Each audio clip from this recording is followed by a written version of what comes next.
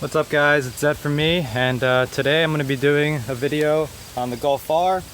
What I'm actually going to be doing is flashing the ECU back to stock, and the reason that I'm doing that is in anticipation of going to the dealer to getting some work done.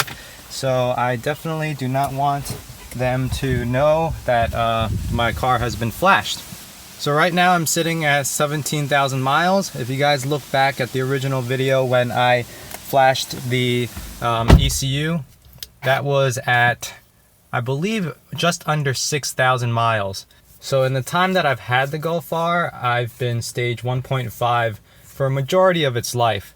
I haven't had any issues with it, no issues with the clutch slipping, no issues with drivability, and overall I really like the flash. However, I'm going to be going back to stock right now, and I'm going to show you guys how to do that.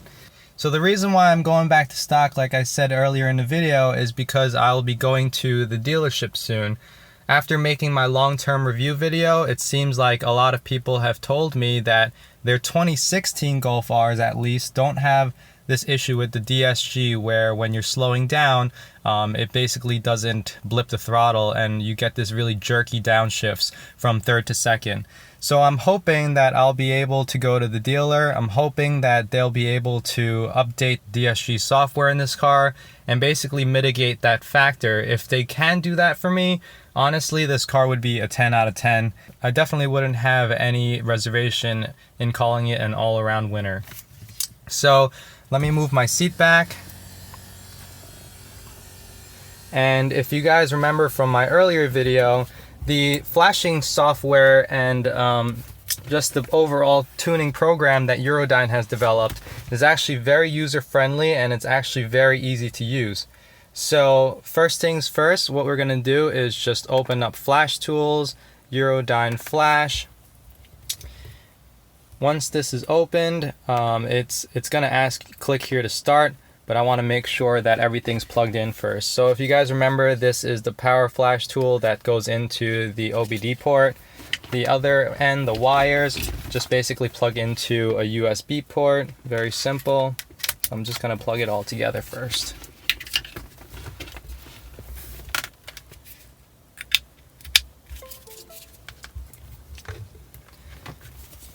Alright, so if you guys remember, the OBD port is just beneath the driver steering column. You guys can always look back in the earlier videos to see how to plug it in and stuff.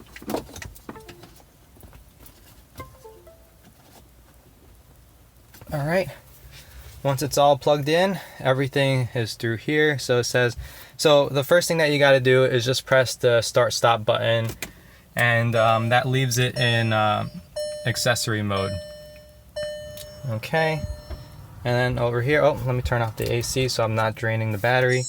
Flash my engine ECU with software from Eurodyne server. And remember guys, you have to make sure that you actually have, alright, don't need any music there. And remember guys, you always have to make sure you have internet connection.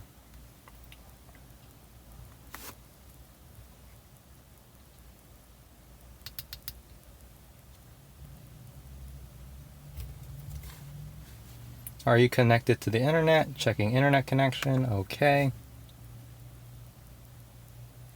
Oh, it's saying that it couldn't connect. Let me make sure my internet connection is good. That's probably why. Alright, connected. And let's do this again.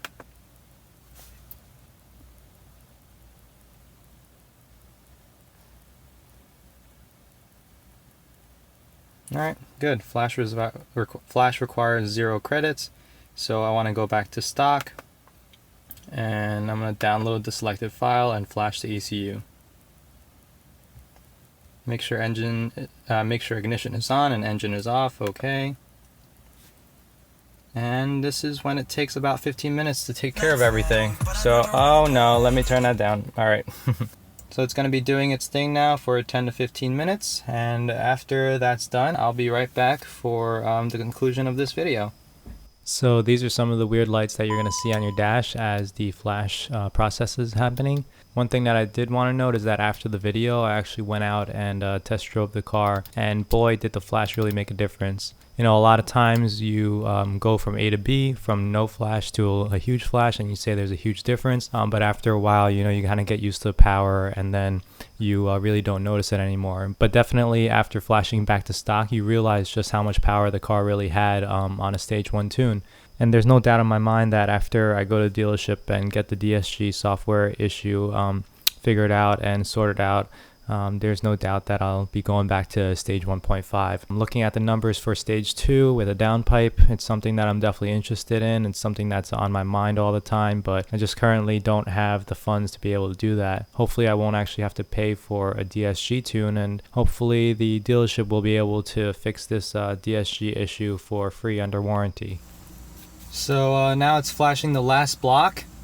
The last block usually takes the shortest amount of time, but while it's doing this last part, I wanted to bring up the fact that I understand there is a DSG flash that I can get from Eurodyne.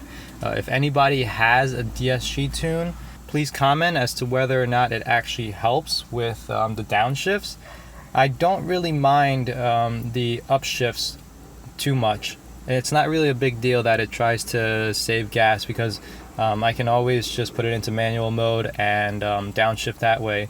But definitely if the DSG software helps with the downshifts in terms of the jerkiness, please let me know. I'll definitely consider doing a DSG tune on this car from Eurodyne as well. This is, of course, if I go to the dealer and they tell me that there's nothing they can do for my DSG transmission right now. So it's finishing up right now. Should be done in just about a few seconds. And once it's done, all it has to do is update their database to let you know, or to let them know that you actually have been flashed.